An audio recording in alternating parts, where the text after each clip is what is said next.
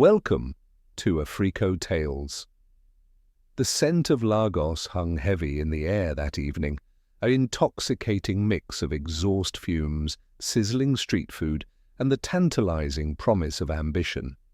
In the heart of Ikoyi, behind walls that towered like ancient fortresses, Chief Obinna held court.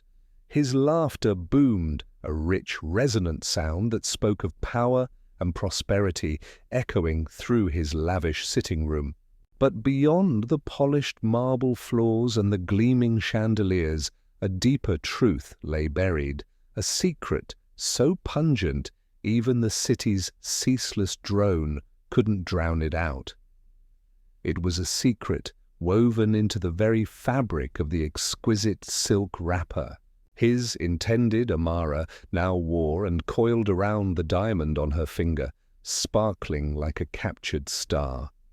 The spirits, ever vigilant, watched and waited, for a bride price paid in shadows could never truly secure a blessing.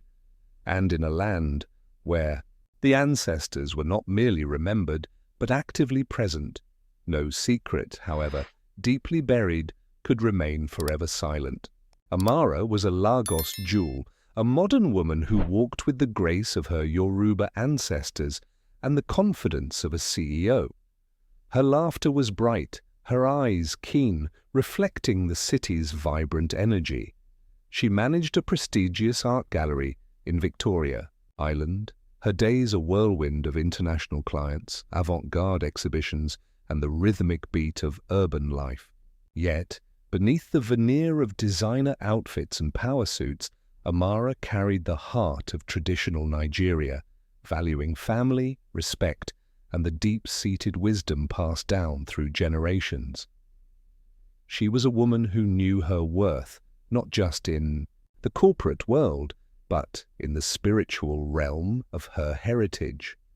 Her family, settled in a bustling suburb, had always instilled in her the importance of a good name, a clean heart, and a union blessed by both God and ancestors. When Chief Obinna, a man whose wealth was as vast as the Atlantic, came calling, their compound buzzed with excitement. He was a force of nature, tall, impeccably dressed, his agbada always the finest, his charisma undeniable, his fleet of luxury, cars, his sprawling real estate empire, his influential political connections. He was the embodiment of the dream for many young women and their families. He desired Amara with an intensity that flattered her, overwhelming her with lavish gifts. Designer, bags, expensive jewelry, even a brand new car for her mother. Her parents, especially her father, Papa Adebayo, saw in Chief Obinna not just a son-in-law, but a secure future for their entire lineage. The thought of their daughter marrying such a powerful man filled them with immense pride, dismissing any faint whispers of caution as mere jitters. The day of the formal introduction and bride price negotiation was a spectacle. Chief Obinna arrived with an entourage, his family members impeccably dressed, their faces beaming with projected camaraderie. The list of items presented was staggering. Cola nuts wrapped in shimmering foil, barrels of palm oil, crates of expensive schnapps, bolts of fine fabric, and of course, the monumental cash sum, a bride price so exorbitant it left Amara's family gasping in awe and admiration. Truly, our daughter is a queen, Mama Amara whispered, tears of joy welling in her eyes as she watched the chief's people stack bundles of crisp naira notes. Everything was meticulously documented, every tradition carefully observed, every proverb uttered, affirming the sanctity of the impending union. Yet a shadow lingered, unseen by most. Chief Obinna's smile, though wide, never quite reached his eyes, which held a fleeting, almost imperceptible flicker of unease. The source of his immense wealth was often whispered about in hushed tones across Lagos. Some said it was sheer business acumen, others hinted at less savory but rarely specified dealings. The bitter truth, however, lay buried deeper than any gossip. Years prior, Chief Obinna had orchestrated a ruthless land grab, dispossessing a poor, elderly village family of their ancestral lands in Yepe, lands that held not just economic value, but profound spiritual significance. He had manipulated documents, bribed local officials, and terrified the family into silence, leaving them destitute and broken. The blood money from that injustice, the spoils of their tears, had been strategically funneled into his growing empire, and a significant portion, cleansed by bank transfers and legitimate-looking transactions, now formed the very bedrock of the lavish bride price he paid for Amara. A deep-seated sense of wrong pulsed beneath the celebrations, invisible to human eyes but resonating profoundly in the ancestral realm. A river without banks floods the village. Amara's quiet grandmother, Aya Alake, had once mused, watching Chief Obinna from a distance. Greed knows no shores. Her words were dismissed as the ramblings of an old woman, but the wisdom was chillingly prescient. The wedding was the talk of Lagos for months. Society pages were filled with glittering photos of Amara, radiant in her elaborate lace and gel, beside Chief Obinna, a picture of successful masculinity. Their sprawling Ikoyi mansion, a testament to Chief Obinna's wealth, became Amara's new home. It was a palace of dreams, or so it seemed, infinity pools reflecting the brilliant Lagos sky, a private cinema, a fleet of domestic staff attending to their every whim. Amara, initially cautious, found herself slowly falling into the rhythm of their luxurious life. Chief Obinna was attentive, showering her with affection and gifts, and introducing her to his powerful circle of friends and associates. She felt loved, cherished, and incredibly fortunate. Her art gallery flourished under her continued guidance, Chief Obinna even investing in a new, larger space for her, expanding her already impressive reach. Their union, on the surface, bloomed like a well-watered desert flower. They attended high-profile events, hosted lavish parties, and their names became synonymous with success and marital bliss. Amara, once a quiet artist, transformed into a society darling, her beauty and intelligence captivating everyone she met.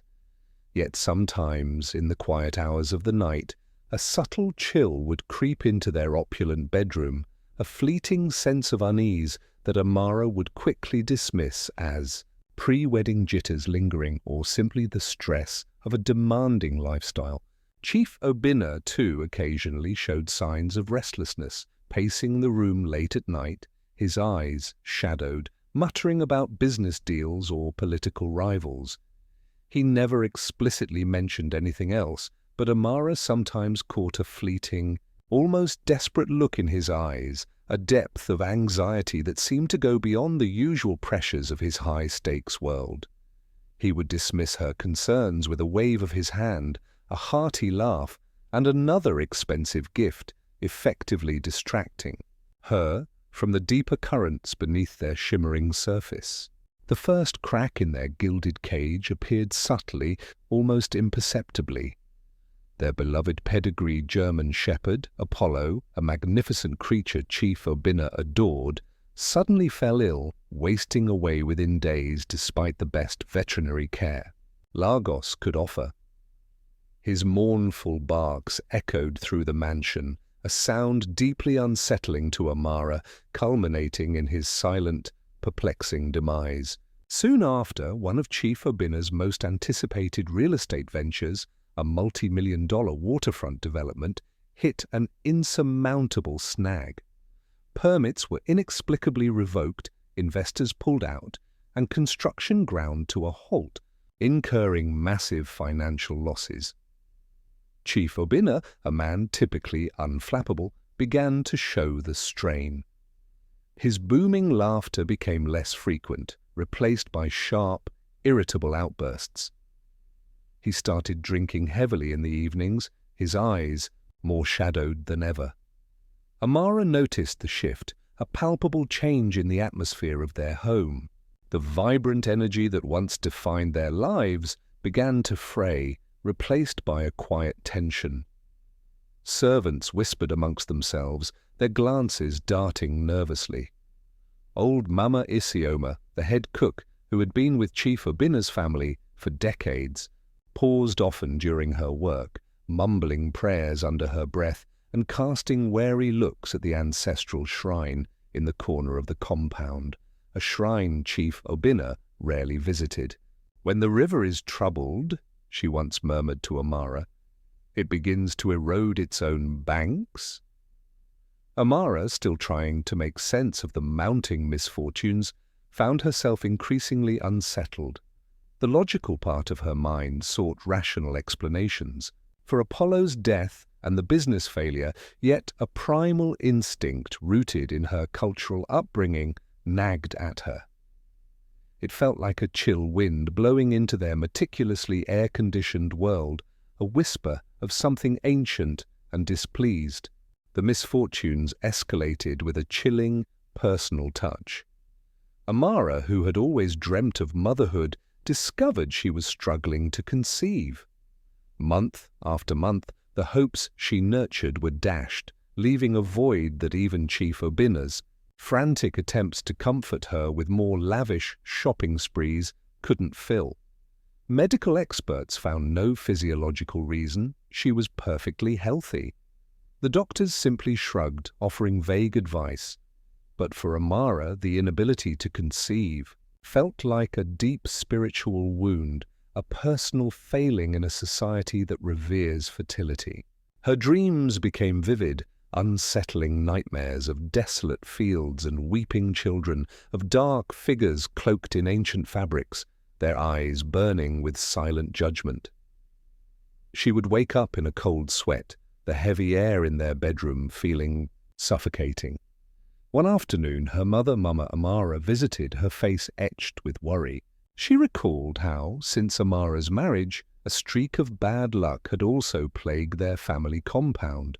Unexplained fevers amongst the children, failed harvests from their small farm plot, even a car accident involving Amara's younger brother. "My daughter," Mama Amara said, her voice dropping to a whisper. "It is as if a dark cloud follows us. Perhaps there is something spiritual." She suggested consulting a babalawo, a traditional Yoruba priest. Chief Obinna, when Amara relayed her mother's concerns, scoffed loudly, dismissing it as old wives' tales and village superstitions. Yet Amara noticed his hand trembled slightly when he raised his glass of whiskey. Later that night, a powerful, earthy smell like rain on dry soil, but tinged with something metallic and acrid, permeated their house, and a single, ancient wooden carving from their personal art collection, usually firmly affixed to the wall, crashed to the floor, inexplicably, shattering into 1,000 pieces. It was a sign, undeniable and ominous, that the ancestors were indeed stirring. Amara, a woman of sharp intellect, could no longer ignore the escalating signs. The continuous string of bad luck, her inexplicable infertility, the unsettling dreams, and Chief Obinna's increasingly erratic behavior, it all coalesced into a growing suspicion. She started to observe him more closely, to listen intently to his conversations. He often avoided calls from certain numbers, or spoke in hushed tones when particular names like Oho or the Epiland matter were mentioned. His eyes would cloud over, a flicker of fear crossing his face before he'd quickly compose himself. She also noticed that whenever anyone from his distant AP roots came to visit, which was rare and always unannounced, Obinna would send them, away with a curtness that bordered on cruelty, his usual charm completely absent. The coldness in their opulent home became a tangible presence, a phantom third party in their marriage. It was no longer just the AC, but a deep spiritual chill that made her skin prickle. One evening, after Chief Obinna had passed out from much drink, she cautiously went through his study. Hidden behind a false panel in his grand mahogany desk, she found a small, leather-bound journal and a stack of old property documents. Her hand trembled as she opened the journal. It wasn't a diary in the usual sense, but a ledger of transactions, names and dates, scrawled in Chief Obinna's distinctive handwriting. Cryptic entries like Epe acquisition delicate and Oho settlement, problematic, handled, were interspersed, with dates coinciding with the initial surge of his wealth.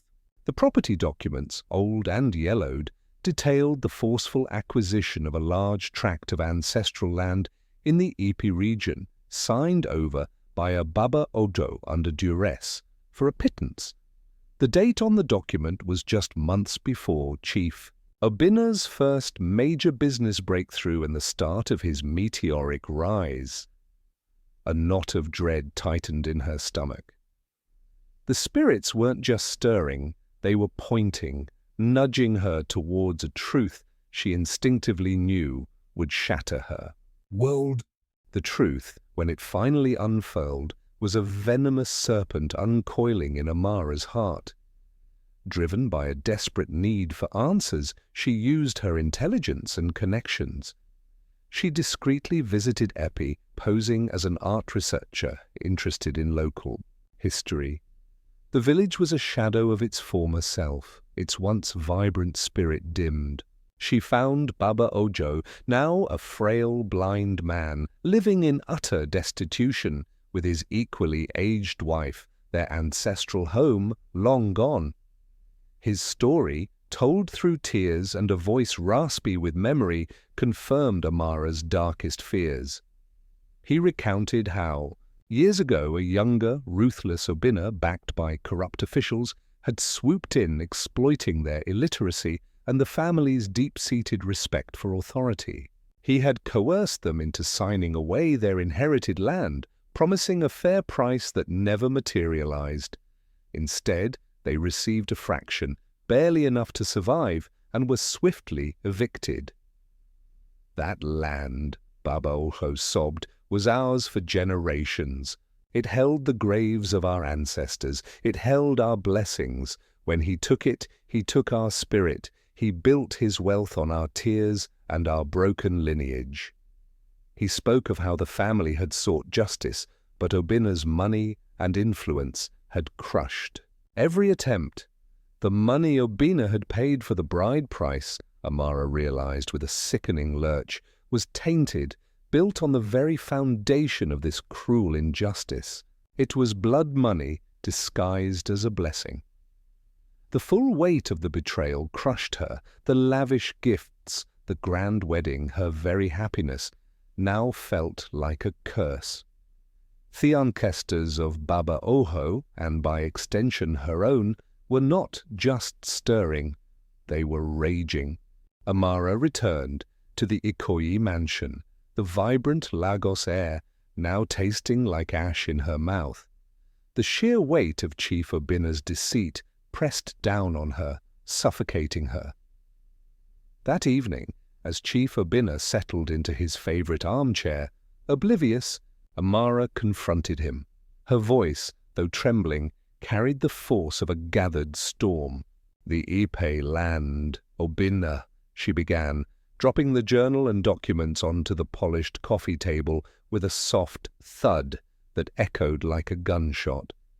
"Baba Ojo, the land you stole, the family you ruined, is this how you paid for our union with their tears?" Chief Obinna's face drained of color, his usual bombast replaced by a chilling silence. For a long moment he just stared at the documents, his eyes wide with a mix of shock and dawning dread. Then the anger erupted. He roared, accusing her of prying, of disrespect, of ruining their home. He tried to deny, to deflect, to spin a tale of legitimate business dealings, but Amara, armed with the truth, stood firm.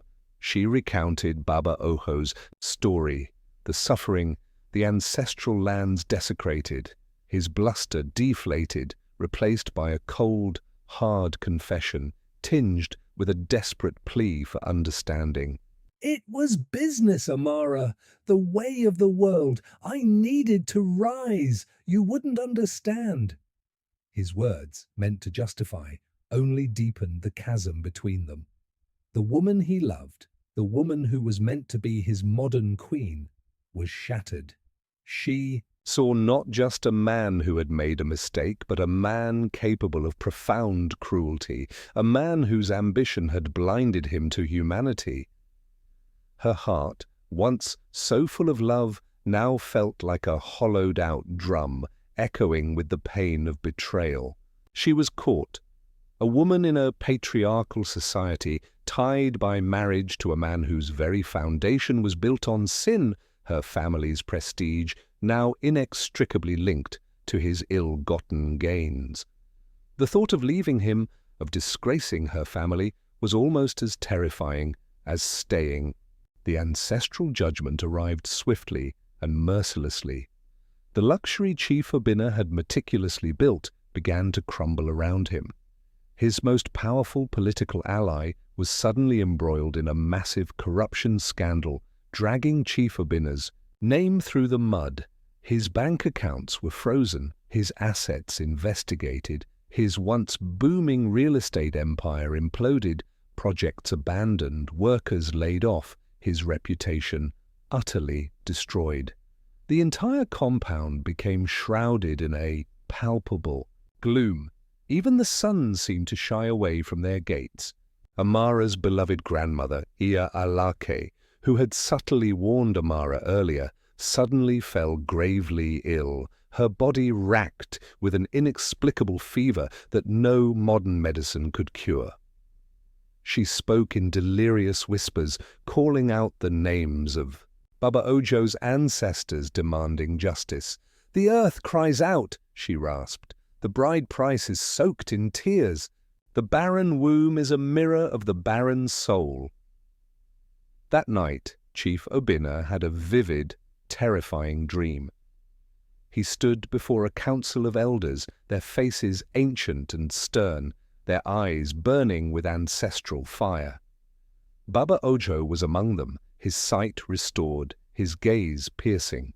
They paraded the images of his injustices before him, Baba Ojo's ruined family, the desecrated land, the tears of the innocent. They spoke of the broken lineage, the spiritual imbalance, the curse that now clung to his name. They told him that his inability to father a child with Amara, the barrenness that caused her such pain, was a direct consequence, a withholding of blessings until his soul was cleansed. He awoke in a cold sweat, screaming, his powerful voice reduced to a terrified whimper. The dream was so real, so visceral, that it broke him. He knew with absolute certainty that the spirits had spoken. The reckoning had come. Broken and humbled, stripped of his pride and his fortune, Chief Obinna finally knelt, not just before Amara, but before his own conscience and, more importantly, before the angered ancestors. The weight of his actions had become unbearable. With Amara by his side, her gaze a steady beacon of disappointment and cautious hope, he sought out Baba Ojo. He publicly confessed his sins, not just to the old man, but to the entire village of Epe, to his own family, and to a gathering of traditional rulers and community leaders. It was a raw, painful confession, spoken with a voice devoid of its former arrogance. He offered not just financial restitution, which was immense, but also a deep, heartfelt apology, asking for their forgiveness and the blessings of the land. He pledged to return the ancestral lands, to rebuild Baba Ojo's home, and to establish a community fund in penance. Amara, ever the modern woman rooted in tradition, guided this arduous process, her strength and wisdom shining through the darkness. She insisted on proper spiritual cleansing rituals, not just for Chief Obinna, but for their home and for the lineage itself. The misfortunes slowly began to recede. Baba Ojo miraculously began to recover, his fever breaking as justice was served. A fragile peace returned to the Ikoyi mansion. Chief Obinna, no longer consumed by greed, found a different kind of fulfillment in honest work and service to the community. Their union, shattered and then painstakingly reassembled, was redefined. It was no longer about lavish gifts or societal prestige, but about truth, integrity, and the deep communal harmony that forms the bedrock of African values. Forgiveness, a difficult and earned gift, was extended, not forgetting the past, but allowing for a future built on honesty. And in time, after many prayers and honest living, the barrenness that had plagued Amara was lifted, a quiet whisper of life blossoming within her, a true blessing from the ancestors, a testament that a bride price paid in truth and reparation would never be forgotten. If you enjoyed the story, then like, subscribe, and share this story with your loved ones. Also, tell us in the comments where you are watching from.